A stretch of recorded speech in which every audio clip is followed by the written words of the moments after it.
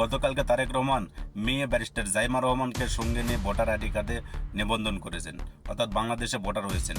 তাতেই কিছু সমালোচকরা সমালোচনা করতেছেন 60 বছরের যুবক বাংলাদেশে ভোটার হলেন। আমি তাদের উদ্দেশ্যে বলতে চাই, আপনারা ইতিহাস না জেনে কোনো প্রশ্ন তুলবেন না। তাহলে প্রশ্ন উঠতে পারে, জনাব তারেক রহমান কি আগে ভোটার ছিলেন না?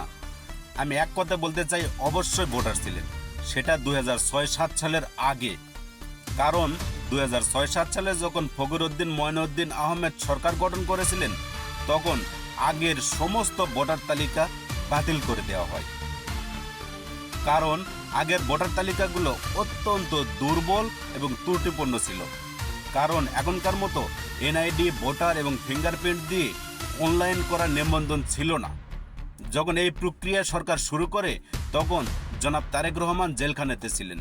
জেলখানা থেকে মুক্তি পেয়ে তিনি চিকিৎসার উদ্দেশ্যে লন্ডন পাড়ি জমান।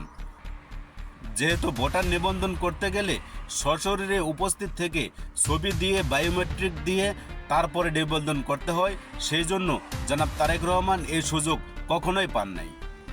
তাহলে প্রশ্ন হলো, সেই সময় কি প্রবাসে থেকে ভোটার আইডি কার্ডে নিবন্ধন করা যেত? আমি এক কথায় বলতে চাই, না, সেরকম সুযোগও কোনো ছিল না দূতাবাসগুলোতে। আশা করি আপনাদের সমালোচনার জবাব পেয়ে গেছেন। আপনারা যে কোনো সমালোচনা করার আগে তথ্য জেনে বুঝে তারপরে সমালোচনা করুন।